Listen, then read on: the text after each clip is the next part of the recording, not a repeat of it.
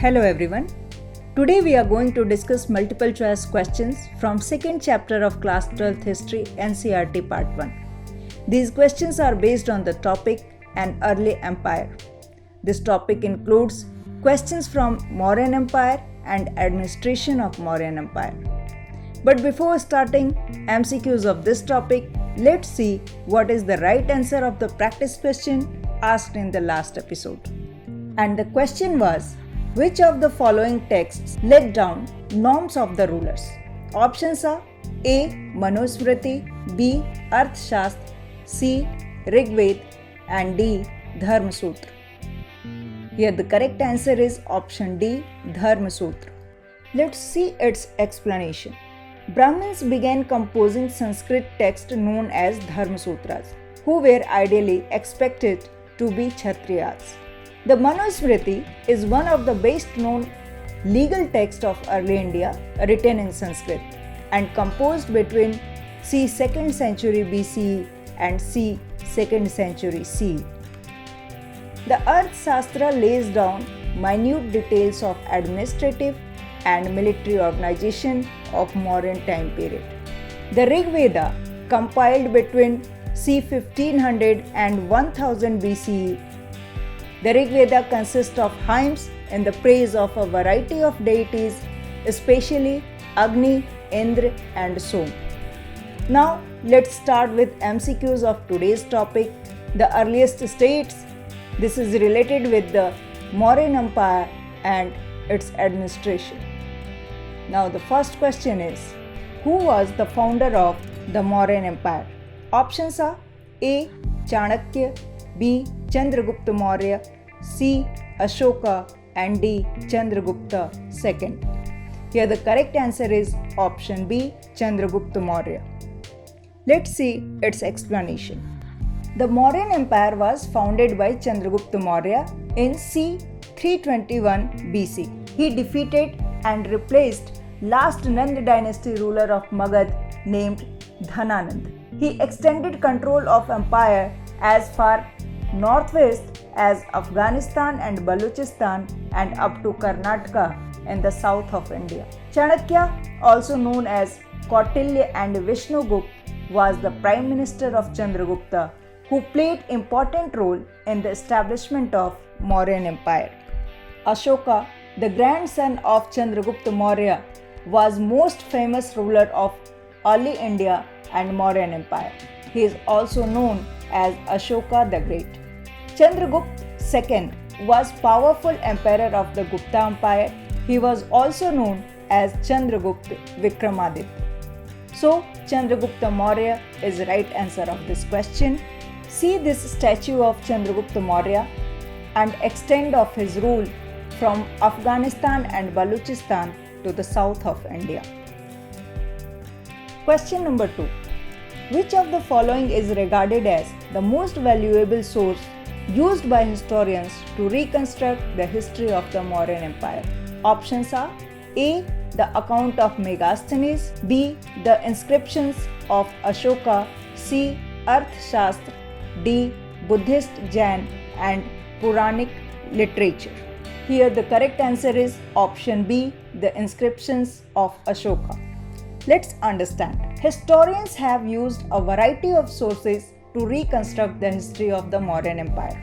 These include archaeological finds, especially sculpture of that time period. Contemporary sources such as the account of Megasthenes and Arthashastra are valuable sources of information of the Mauryan Empire. Besides, the Mauryas are mentioned in the later Buddhist, Jain and Puranic literature as well as in Sanskrit literary works. The inscription of Ashoka on rocks and pillars are often regarded as amongst the most valuable sources. See, these are Ashokan inscriptions carved on pillar and rock. Question number 3. Arthashastra was composed by whom? Options are A. Harishen, B. Vanabhatta, C. Chanakya and D. Rudradaman. Here the correct answer is option C. Chanakya. Let's see its explanation. Arthashastra was composed by Kautilya or Chanakya. who was the Prime Minister of Chandragupta Maurya. It lays down minute details of administrative and military organizations of Mauryan Empire. Hari Shen was court poet of the powerful ruler Samudragupta of Gupta dynasty. Vanabhatta was court poet of Harshavardhan, who was ruler of Kannauj. He composed biography of Harshavardhan as Harshcharit in Sanskrit, and its time period was around 7th century CE.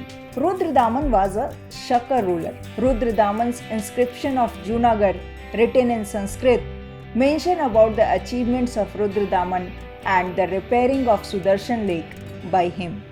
Question number 4. Which Greek ambassador came in the court of Chandragupta Maurya? Options are A. Herodotus, B. Demachus, C. Seleucus Nicator, and D. Megasthenes. Here the correct answer is option D. Megasthenes. Let's see. Megasthenes, an ancient Greek historian and diplomat, became an ambassador of Seleucus Nicator in the court of Chandragupta Maurya in Patliputra. Seleucus Nicator was one of the generals of Alexander the Great. He was defeated in a war by Chandragupta Maurya between 305 to 303 BC. Demachus was a Greek of the Seleucid Empire who became an ambassador to the court of the Mauryan ruler Bindusar. Herodotus was an ancient Greek historian who is also known as the father of history, and the Histories was his famous work. Question number 5. Which of the following statements are not true about Mauryan administration? And statements are A. Patliputra was the capital of Mauryan Empire. Option B. 4 provincial centers were Takshashila, Ujjaini, Tosli, and Suvarnagiri. C. Takshashila and Tosli were situated on long-distance trade routes. And D. Megasthenes mentioned a committee with 4 subcommittees for coordinating military activity. And options are first A and B, second B and C, third C and D, and fourth A and D. Here the correct answer is option 3 with statements C and D. Here keep in your mind this option is not true about Mauryan administration. Let's see why statements C and D are not true. Takshashila and Ujjain were situated on long distance trade routes. It was not Tosli. And Megasthenes mentioned a committee with 6 subcommittees for coordinating military activity. It was not 4. So in given questions, both statements are not true. Patliputra was the capital of Mauryan Empire and 4 provincial centers were Takshashila, Ujjaini, Tosli, and Suvarnagiri. These statements are true. In this map, see the capital of Mauryan Empire, Patliputra, and other 4 provincial centers, Takshashila, Ujjain, Tosli, and Suvarnagiri. Question number 6. Who was the first Mauryan ruler who inscribed his messages on stone surfaces? Options are A. Bindusar, B. Chandragupta Maurya, C. Ashok, and D. None of these. Here the correct answer is option C. Ashok. Let's see its explanation. Ashoka was the first Mauryan ruler who inscribed his messages to his subjects and officials on stone surfaces, natural rocks, as well as polished pillars. See this image of Emperor Ashok, and this is Ashokan inscription on rock, and this map shows distribution of his inscriptions all over India and also in Afghanistan. Chandragupta Maurya was founder of the Mauryan Empire. Bindusar was second Mauryan emperor. He was the son of Chandragupta Maurya and father of the great Mauryan emperor Ashoka. Question number 7. Who were appointed as special officers to spread the message of Dhamma? Options are A. Pradeshik, B. Pativedak, C. Dhamma Mahamatta, and D. All of the above. Here the correct answer is option C. Dhamma Mahamatta. Let's understand. Special officers known as the Dhamma Mahamatra, were appointed by Emperor Ashoka to spread the message of Dhamma. Pradeshik was the provincial governor. Bindusar appointed his son Ashoka as governor of the Avanti region and posted him at Ujjain. Pativedakas were reporters. Emperor Ashoka had ordered them to report about the affairs of the people to him at all times and anywhere. Question number 8. Which of the following statement is true about Dhamma? Options are A. Respect toward elders, B. Generosity toward those who renounced worldly life, C. Treating slaves and servants kindly, and D. All of the above. Here the correct answer is option D, all of the above. Let's see its explanation.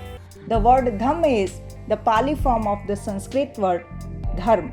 Dharma is based upon the actions and teachings of the Buddha, which Buddhists were encouraged to follow. Ashoka used the inscriptions to proclaim the meaning of Dhamma. This included respect toward elders, generosity toward Brahmanas and those who renounced worldly life, treating slaves and servants kindly, and respect for religions and traditions other than one's own. So, these were MCQs based on the Mauryan Empire. Hope this episode will be very helpful for you to understand these topics and solve its questions easily.